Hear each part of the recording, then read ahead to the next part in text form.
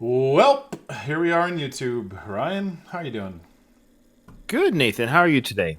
I'm just fine. It's Friday, so anything is possible. What? How does that change anything? Friday? What do you mean anything is possible? What do you mean? So anything is so we can get struck by a meteor? Sure. Because it's Friday? Yeah, why not?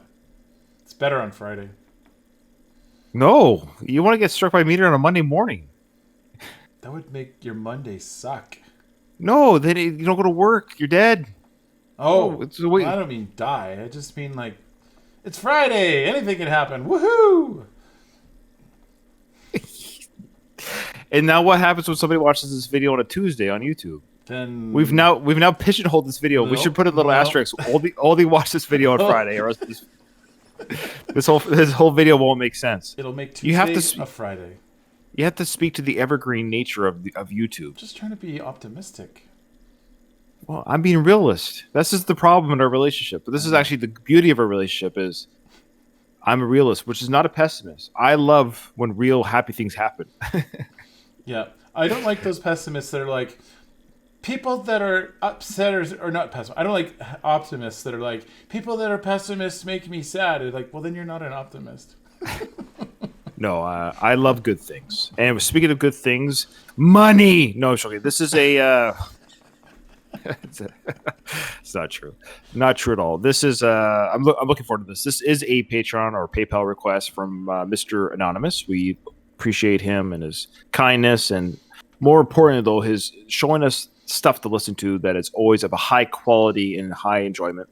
But this is a different one, Nathan. This is a video, which of course we have not seen, but from what I understand, it's a gentleman that I don't know who he is. We'll find out who he is when we watch the video, but he is a big Phish fan, probably.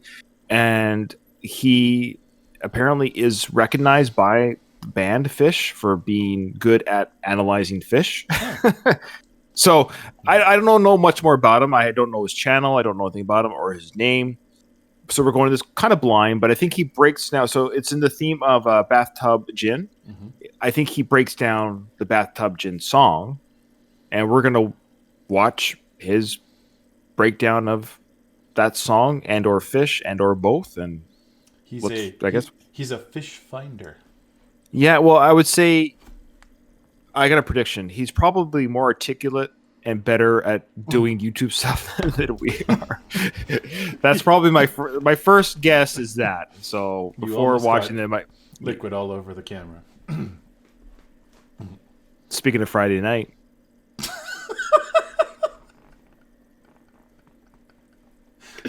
I don't know what you're doing on your Friday nights in front of a camera, but okay. All right, stand by for fans only. All right, let's do it. Let's go. In the summer of 1987, Phish spent much of their time playing the bar scene in Burlington, Vermont. Just a decade later, they drew 70,000 fans to Limestone, Maine, where they threw a legendary festival called The Great Went. On August 17, 1997, Phish played a version of their song Bathtub Gin that is widely considered to be one of the band's best improvisations of all time. Okay, pause it. I'm Amar Sastry, and welcome. Okay, so my guess is that's the version that Mr. Anonymous sent us. So yeah. This keeps in the theme. So we listened to Bathtub Gin.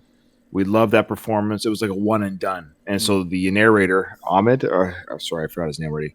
He mentioned that was the performance that we just witnessed. So it's cool. It's like a History Channel or like, yeah, let's keep going. That's cool. All right. Very specific. I like this. Yeah. Welcome to Anatomy of a Jam. This is the Went Gin. When it comes to the word jam, so many people envision a meandering musical performance that is as forgettable as it is meaningless. Whereas a good Phish jam, particularly this one, is a transcendent, spontaneous musical conversation that travels through multiple themes and movements. It is as thoughtful and compelling as it is a masterful display of musical creativity and discipline. A truly memorable Phish jam won't just defy your expectations as a listener, it'll cause you to experience emotions that you didn't even know existed.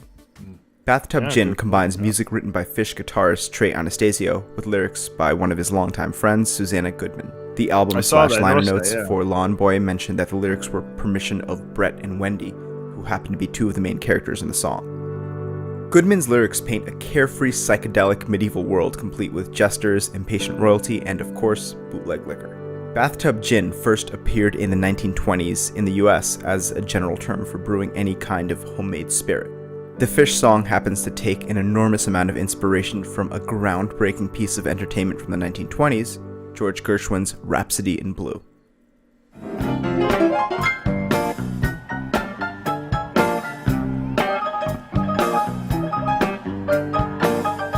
Page McConnell's jarring open lines to Bathtub Gin are drawn from a dark portion of the first piano solo in Gershwin's masterpiece.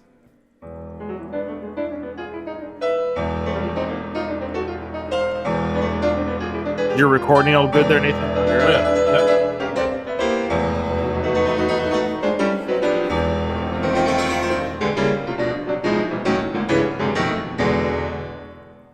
Most famously, the chorus of Gin directly quotes a central theme of Rhapsody in Blue, one that is repeated throughout the entire piece.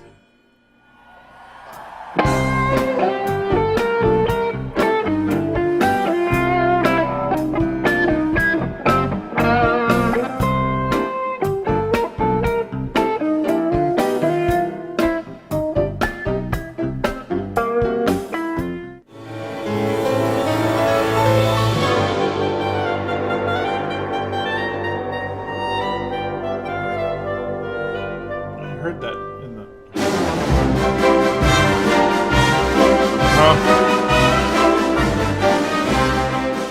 Prohibition-era slang and musical quotes aside, these two songs are bound by one major compositional device: humor. It's easy to hear that Gin is an inherently funny song, particularly in its outward circus-like bounce and whimsical lyrics.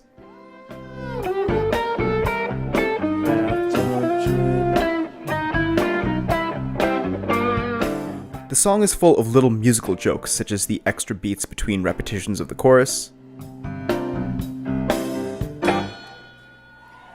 Yeah. the harmonized major thirds that Trey and Page sing in the song's main theme, creating a catchy, lighthearted dissonance,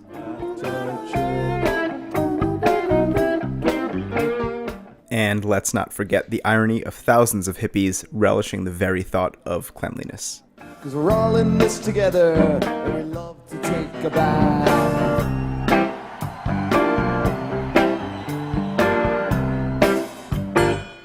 Gershwin was well known for using humor in his compositions, and Rhapsody in Blue is no exception. The very beginning of the piece includes an inside joke between Gershwin and Ross Gordman, the virtuoso clarinetist in Paul Whiteman's orchestra. During a rehearsal, Gordman exaggerated the opening glissando and made it wail, purely as a gag, and Gershwin thought it was so funny he wrote it into the piece. It soon became one of the most iconic introductions in modern musical history.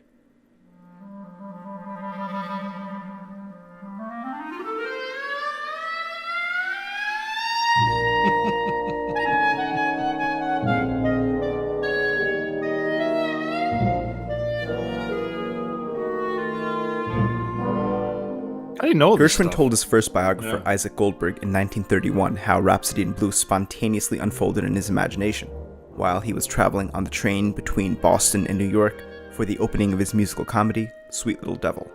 It was on the train, with its steely rhythms, its rattly bang that is so often stimulating to a composer. I frequently hear music in the very heart of the noise, and there suddenly I heard and even saw on paper the complete construction of the Rhapsody from beginning to end. I heard it as a sort of musical kaleidoscope of America, of our vast melting pot, of our unduplicated national pep, of our metropolitan madness. This idea of being musically inspired by the sounds around us is a similar, deep inspiration for Trey Anastasio. In an interview with Guitar World in 2004, he was asked about his habit of staring up and over the crowd as he plays, and how it looks like he's really listening to something. I don't want it to sound ridiculous, but I definitely feel like I'm listening to something. I have this feeling that there's a pattern that exists. I really do believe this. I mean, I know it. I'm sure of it. Right now, if you listen, right now in this room, I can hear about 1,000 layers of rhythm. The air conditioner, The air, the sound in my head, there's tones. It's all there, and it's just the sound of life. And if you listen to it and play it, people respond. And when I'm playing on stage, I find myself looking out, not usually into people's faces, but over their heads and up. And the endless possibilities, the depth of it all, occasionally will come to you. Wow, pause it's this there. ability that makes... See, this is what I'm talking about before, about people being born with something in their DNA. Yeah. I mean, he's talking like, don't you hear it? No, I don't, but that's okay. He does, and we're thankful for that, because that's what makes him Trey, and we all can't be a Trey, so to speak, or else then... I've always said that's what makes... there's two types of... we need bands like Phish or any of your favorite bands or artists, doesn't matter, and we need people to appreciate that, or else one doesn't exist without the other. You don't play to an empty room. I know people, I love the music, just but I understand that, but there's something real that the Phish members would all say, of course, feeding off the energy of the crowd. Of course, there's something going on there. There's an experience that happens there, and same with the crowd. The crowd's like, hey, we're here. It's a spiritual experience. It's a uplifting experience, or it's a moving or just exciting or fun, whatever. But nobody's going to show up to an empty stage. Yeah. And so it's cool that he has that ability for whatever reason. Mm-hmm. He hears sounds, images, and things just come to him, some sort of spectrum of... So I love that we have his own explanation why he does that look that he does, because we've seen it. Mm-hmm. And I wouldn't say it's him being silly, but it's a unique... But now he's literally feeling the room and sensing things as he's playing. That's pretty cool. Now it adds more meaning to the Trey movements that he does on stage.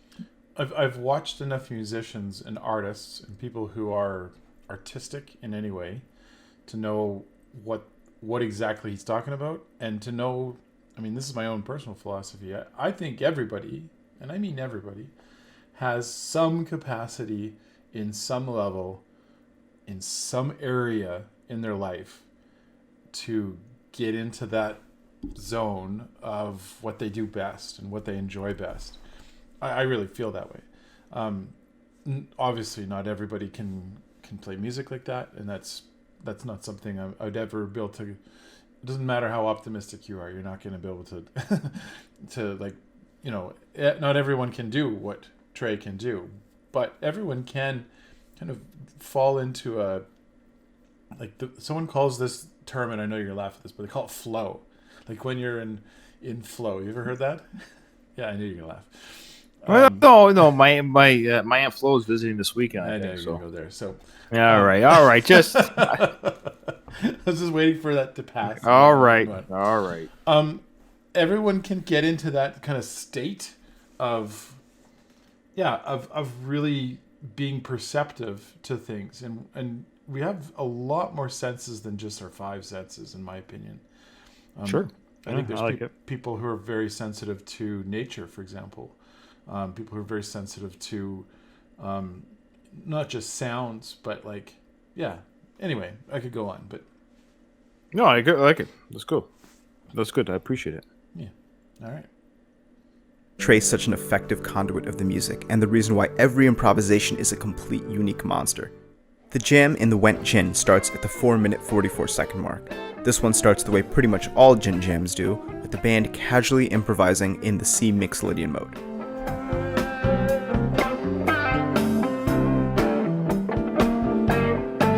Just the video of it. C Mixolydian is similar to the C major scale, but the 7th degree is flattened. Sorry, I got a question because Mr. Anonymous, he's in our Discord chat. Check us out on our Discord. Free to come and join. So, Mr. Anonymous, he's breaking down the song. Is this the same song that we heard the audio song?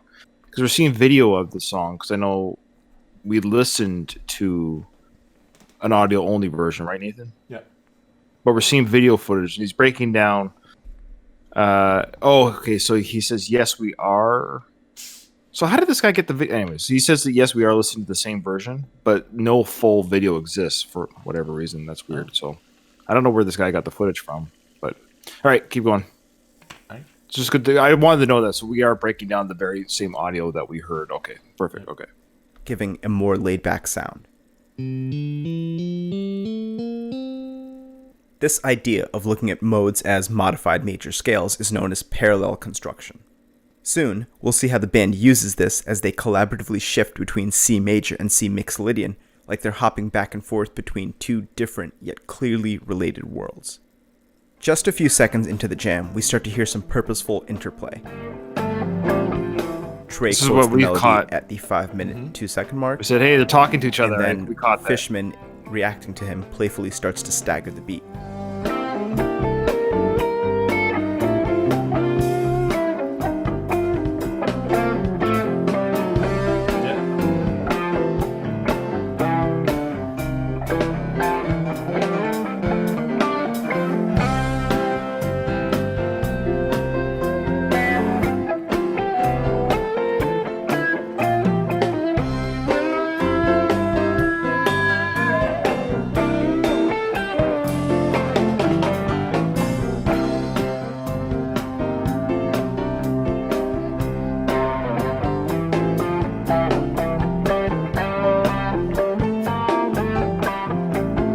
John kept the beard. Let's go with the Trey beard. then staggers the melody rhythmically in an effort to react to Fishman.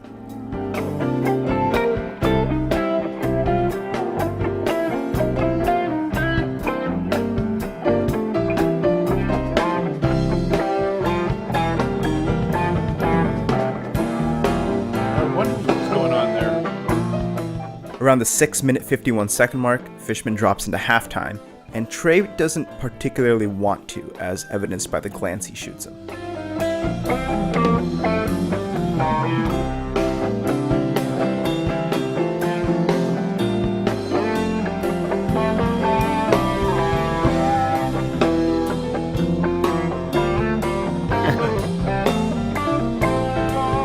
So stop it for a second. Stop. So is that the drummer's role then? Does he force the play?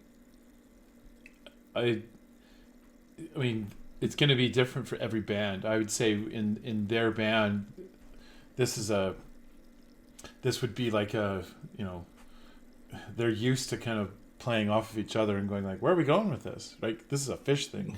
Whereas I would say, like, I don't know, you're not going to see that kind of stuff happen in, I don't want to insult any bands, but like, yeah, you're not going to see it happen that often in, like, I don't know, like a hard rock band. Right. Where they've got a set song and it's going to go a certain way, right? Right. He said our donor here said that they all take turns kind of triggering the chain. So I guess that was just John's turn to say, hey, we're going this way. And Trey's like, hey, come what? He didn't necessarily want to go there, but it's interesting. He didn't necessarily or was more befuddled by the cheese. Like, I think it was kind of like, huh, all right. But of course we know what we get with this change. It's amazing. So interesting. But okay, keep going. Trey quotes the melody again at the 7-minute 21-second mark and still isn't happy with Fishman dropping in and out of halftime.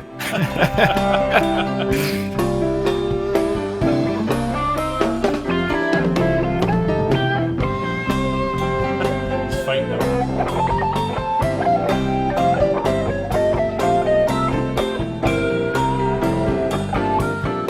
Around the 7-minute 30-second mark, Trey fist pumps in approval once Fishman develops a strong, consistent groove on the drums. This new beat creates a spark in the band's creativity. The jam takes its first major turn just a few seconds later, where Mike Gordon spontaneously composes a bass line that takes them out into a new progression. He starts playing the notes C, A, F, and G.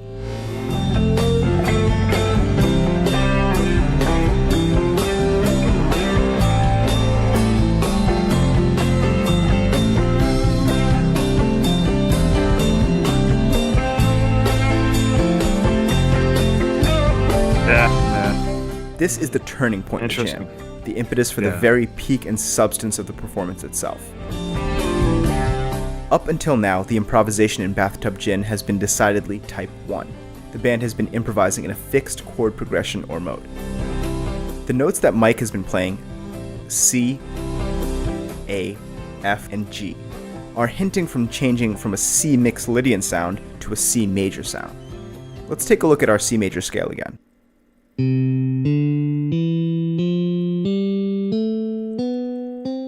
If If we take every third note and put it on top of each note in our scale, we get dyads. In this case, we've created dyads with major and minor thirds. You tracking this stuff? More or less. If we take every fifth note and put it on top of our dyads, we get triads that we commonly call chords.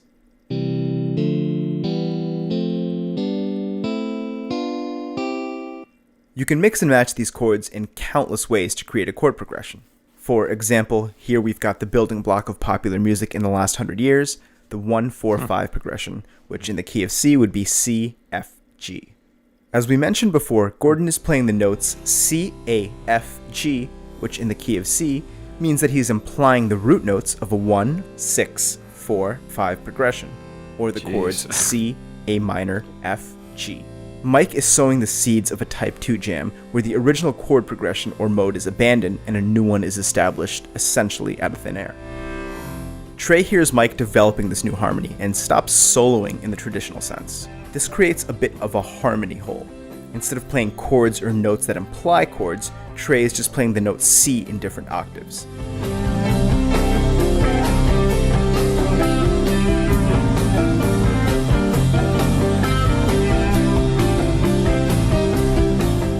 It is now up to Paige and Mike to develop the harmony because Trey has consciously chosen not to. This was very intentional because the harmony is beautiful yet simple, and Trey stays out of the way to see where Mike and Paige will take it. That's so cool. At the 10-minute, 18-second mark, the harmony that Mike has been implying evolves into C, A minor, F, thanks to Paige, who joins him by actually playing these chords underneath Trey. We can say that this is the moment where the jam distinctly turns Type 2.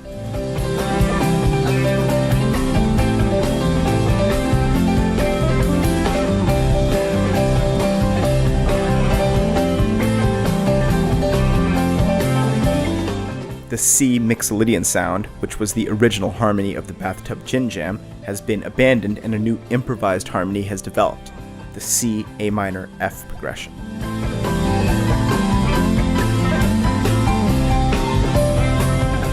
This whole time, Trey's been repeating a rhythmic figure, and he starts slowly developing melodies by performing a theme in variation on a 4-note melody.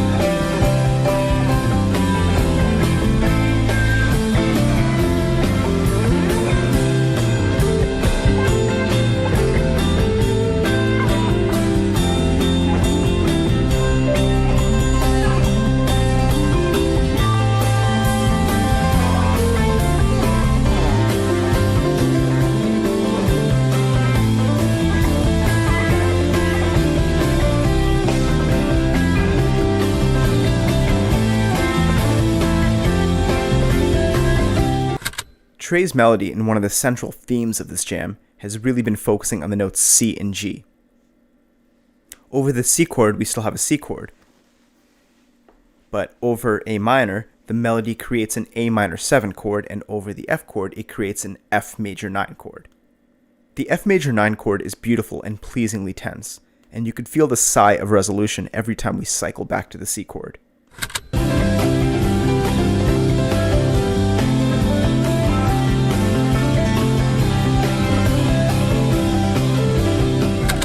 Notice how this glorious peak started with just a germ of an idea. Mike started this progression by outlining the root of a new chord progression. Page picked up on it and modified it to C, A minor, F. Then Trey added an ostinato, or repeating melody, and created an overall C, A minor, F major 9 progression. But wait, we're not done yet. In a move of complete and utter telepathy, Page abandons the harmony by going back to a C mixolydian sound from the 11-minute 44-second mark to the 12-minute 4-second mark.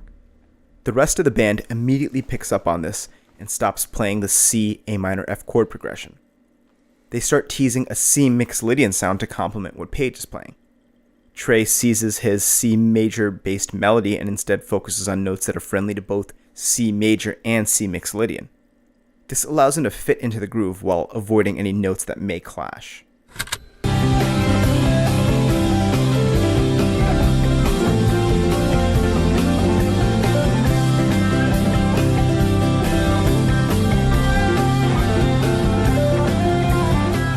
However, this doesn't last long, and Page and Mike bring back our 3-chord harmony around the 12-minute 5-second mark.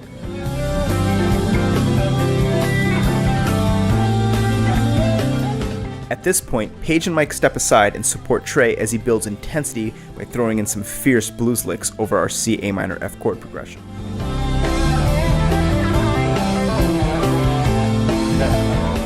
The band takes note and plays with more and more intensity, building the jam to a soaring peak.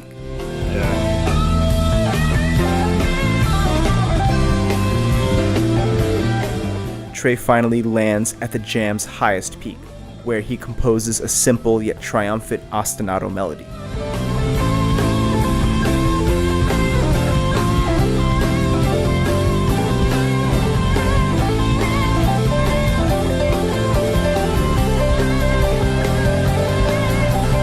You hear the crowd appreciating what's happening. Notice that his melody is really focused on the note C.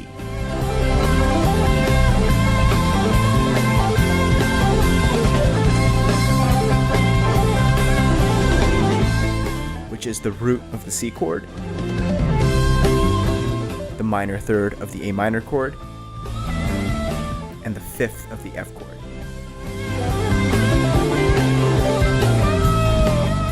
The root, third, and fifth of any chord are considered to be very stable tones. This is why this theme makes us feel like we've arrived at home. The physics of Trey's lines give us a big sense of stability, yet the repetition creates tension and excitement and makes us feel like the moment could last forever, and often we wish it does. So comment at the end of that. After some more peaking, Trey starts playing trills, which is often a signal to the rest of the band that he wants to end the jam or move to another section. And that's exactly what happens.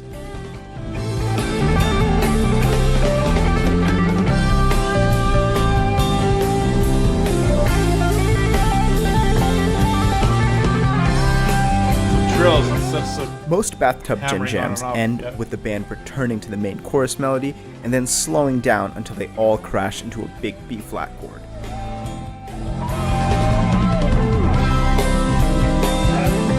The organ sound. However, in this version, Trey plays rhythmic octaves and Fishman reacts by playing a rhythm that morphs into the classic bluegrass/country fast train beat.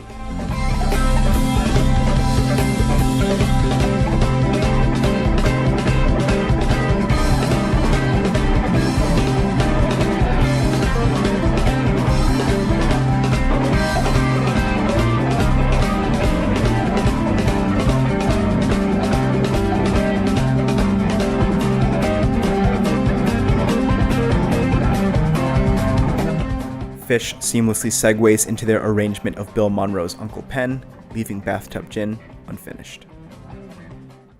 The Went Gin will always stand as a monument to Phish's ability to spontaneously craft a masterpiece out of thin air, and for the audience's ability to trust them to take us on a journey that we'll never forget. Because it's never just about the notes, or the chords, or the scales, but it's about our ability to come together and appreciate the magic that they create.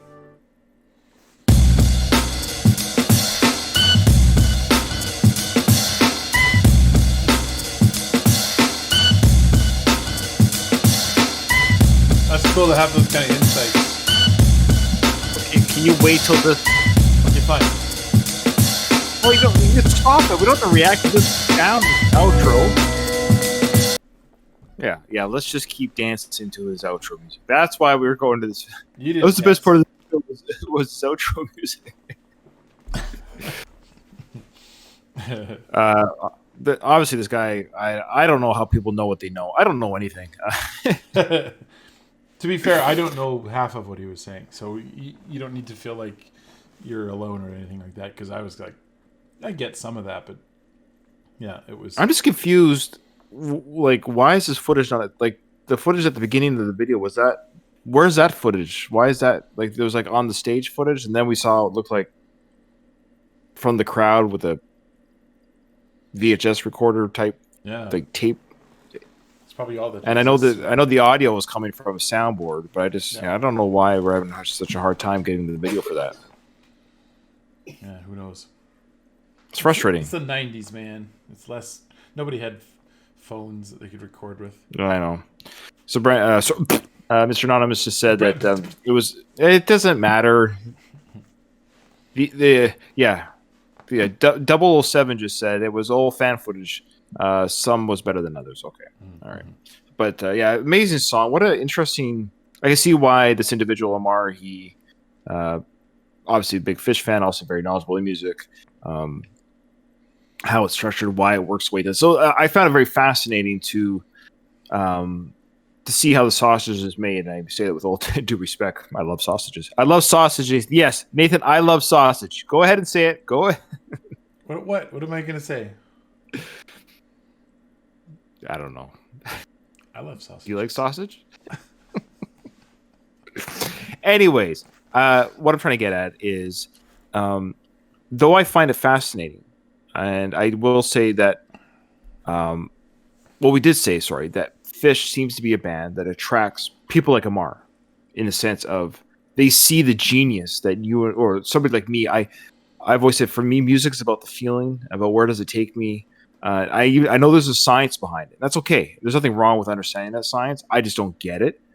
But I find it very fascinating that he broke it down the way he did. It shows extreme intelligence, very high creative brain, be able to say, here's the notes he's playing, and he had the transcript for all that. And I would assume he probably did that transcript. Mm-hmm. This is a one-time performance. Phish never released it. So incredible work was put into that video. So if we're reacting to a combination of the video and the information, so obviously very well done video, very high quality, very knowledgeable. And it was very interesting to see him talk about how the band, well, it's helpful for me anyways to see how the band does work off each other and their musical cues that I'll look for now when we do more. I'm sure we'll do more Phish videos where we see Trey doing the trill. Oh, they're trying to close things up or things like that. It's going to be fun to watch those changes. I wouldn't be surprised if there's other analyses of Phish videos. That's what I was thinking throughout. It was like, here's one where, it's kind of this anomaly where, some things came together and then that's how this one came about. But I would be shocked if there aren't more similar kinds of analyses of other Phish things. Yeah. That's my son with the. With what? He's. You didn't see off camera there. He was pointing a stick from the beach. Oh, I just see the into the camera frame.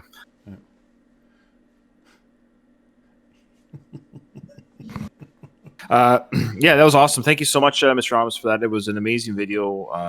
I learned a lot. Mm-hmm. But also, it's one of those things where I don't know enough to ask questions. So if I saw this in a presentation, I'd be like, "Does anyone have any questions?" I'd be like, "I don't know if I understood enough to form a question." But at the same time, I feel like I learned a lot. I don't know if that makes sense, but I felt like I was in class there, but not in a bad way. Yeah, I bet you there's like a Phish. I wonder if there's like a Phish university class. Phish university, yeah. Yeah. Yeah. I don't know. Learn what the Mixolydian scale means. Did you know that scale? Nope. I know what a major scale is. I know what a minor scale is. I don't know what a Mixolydian is. Now I sort of know. It's actually a Mixolydian. They were one of my favorite Star Trek races. I was gonna say, wasn't that one of the villains for Superman? Yeah, that's right. Mixus Pidlix or something like that. Actually, it was my favorite Happy Meal. Can I have 2 Mixadillions, please?